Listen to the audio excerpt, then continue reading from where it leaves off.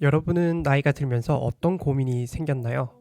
다양한 고민이 있을 텐데 저는 고민 중 하나가 피부였어요. 피부 관리를 어떻게 할까 고민하다가 이게 사게 된 것이 바로 앰플입니다. 그중 석건조 앰플로 유명한 웨라주라는 제품을 샀어요. 이 제품은 올리브영 어워드를 받기도 했고요. 랭킹에서 1위를 차지하기도 했습니다. 현재 11월 3일 기준 일주일 특가를 진행하고 있는데 이미 품절된 이런 제품이기도 합니다. 실제 사용하면서 대만족한 제품인데요. 참고로 광고 아니에요. 광고 줬으면 좋겠습니다. 제가 가진 습관 중 하나가 화장품을 살 때 제조사와 판매사를 확인하는 겁니다. 웰라주는 누가 만들었나 이렇게 봤더니 제조는 한국 콜마가 했고요. 판매는 휴젤이 하고 있습니다. 휴젤? 휴젤은 저랑 오래전 인연을 가진 종목인데요. 보톡스 관련주를 분석했을 때 만났던 종목입니다. 당시 휴젤이 제 눈을 끈 이유 중 하나는 높은 영업이익률 때문입니다. 영업이익률은 작년 연간 실적 기준 44.5%였고요. 앞으로 더 상승해 2026년이면 50%를 넘을 것으로 기대합니다. 제가 흔히 수익성이 좋은 종목을 명품주라고 하는데요. 휴젤도 명품주 중 하나인 거죠. 휴젤의 사업은 크게 세 가지로 구분할 수 있습니다. 보톡스, 히알루론산 필러, 브랜드 웰라주를 가진 바이오 코스메틱입니다. 매출 비중은 보톡스 50%, 필러 34%, 화장품 13%입니다. 앞서 우리는 휴젤이 높은 영업이익률을 자랑한다고 살펴봤는데요. 뿐만 아니라 휴젤은 실적 성장이 꾸준한 것도 매력입니다. 2020년도 2,100억 원 수준이던 매출액은 작년 3,700억 원까지 성장했고요. 이후 2027년에 6,200억 원까지 증가할 것으로 기대합니다. 2020년부터 2027년까지 연평균 성장률은 약 17%입니다. 영업이익 성장도 눈에 띄는데요.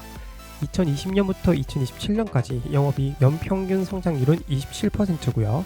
작년 1,600억 원 수준이던 영업이익은 2027년에 3,200억 원까지 증가할 것으로 기대됩니다. 회사가 주주의 자산을 얼마나 불려주었는지 알 수 있는 ROE를 볼게요. 작년 ROE는 17%였어요. 또 회사 성장과 함께 ROE가 꾸준히 상승했다는 것을 알 수 있습니다. ROE는 앞으로도 상승세를 이어가며 19% 수준까지 오를 것으로 기대돼요. ROE가 꾸준히 상승하는 종목을 싸게 살 수 있다면 금상첨화겠죠. 10월 31일 종가 기준 PER은 23배입니다. 과거 휴젤 PER은 20배 수준까지 떨어진 적이 있는데요. 현재 주가는 과거 최저 수준보다 조금 높은 모습입니다. 우리는 앞서 휴젤의 영업이익 연평균 성장률이 23%라는 사실을 봤습니다. 영업이익 연평균 성장률과 PER을 이용해 주가 수준을 파악할 수 있는데요. 바로 PEG를 이용하는 거예요. PEG는 피터 린치가 소개해 유명해진 투자지표죠. PEG는 PER을 성장률로 나누어 구합니다. PEG가 1배 이하면 주가는 성장률 대비 저평가라고 할 수 있죠. 이에 따르면 휴젤 PEG는 1배 수준으로 현재 주가는 적정하다고 할 수 있습니다. PER과 함께 PBR도 주가 수준을 파악할 때 많이 사용하죠.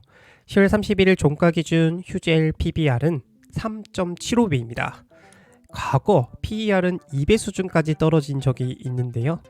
이런 과거 모습을 본다면 현재 PBR은 높은 편이라 할 수 있죠. PBR은 경쟁사와 비교할 때 의미가 있습니다. 휴젤의 대표 라이벌은 메디톡스라고 하는 회사인데요. 10월 31일 종가 기준 메디톡스의 PBR은 1.9배입니다. 휴젤보다 메디톡스가 더 매력적이라 할 수 있죠. 그러나 한 단계 더 나아가서 생각할 필요가 있습니다. PBR은 ROE와 짝인데요. 보통 ROE가 높은 종목은 PBR이 높습니다. 더 좋은 물건을 더 비싸게 파는 건 당연하니까요. 휴젤은 메디톡스보다 ROE가 높습니다. 이에 PBR이 높은 건 당연해요. 이에 정확한 비교를 위해 ROE를 PBR로 나눈 값을 사용하겠습니다. 그 결과 휴젤은 4.53, 메디톡스는 2.1이 나옵니다. 즉, 두 종목 중 ROE와 PBR의 조합으로 봤을 때 휴젤이 더 매력적인 종목이라 할 수 있죠. 최근 뉴스를 보니 우리나라 보톡스가 해외에서 잘 나간다는 기사가 있었어요. K톡시는 올해 10월 수출액 약 600억 원을 기록했습니다. K톡시 수출액은 2달 연속 역대 최고치를 경신했고요. 전년 같은 달보다 26% 증가했습니다.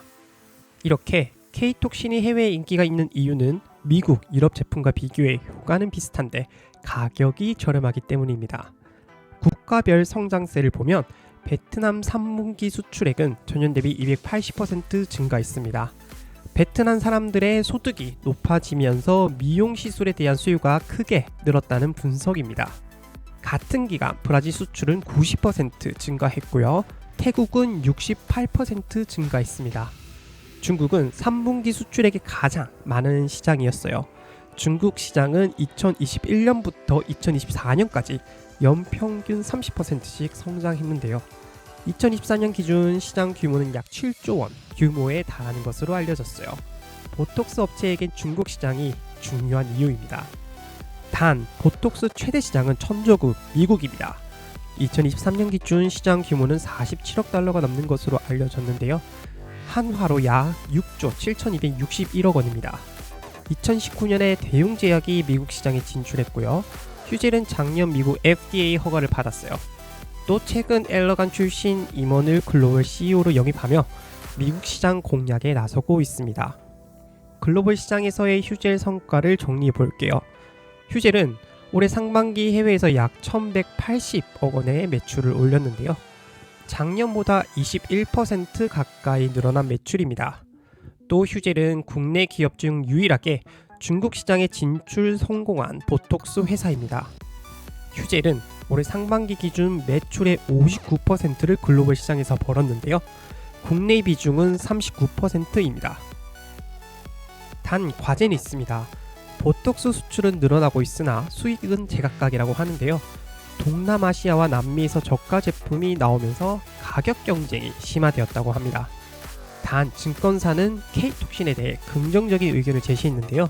단기적으로는 가격 경쟁이 심화되겠지만 장기적으로는 글로벌 시장 확대 가능성이 크다는 판단입니다. 휴젤 주가는 2023년 7월 저점으로 상승해 올해 7월까지 상승세를 보였는데요. 10만원도 안 하던 주가가 2년 만에 39만원까지 올랐습니다. 그러나 이후 강하게 조정을 받으며 최근 26만 7천원까지 하락했습니다. 이렇게 주가가 고점 대비 30% 넘게 빠지면서 관심을 갖게 되는 투자자분들이 늘어났을 건데요. 단 앞서 살펴본 바와 같이 가치 투자 기준 투자 매력도가 크지 않다는 점에서 신중한 투자가 필요해 보입니다.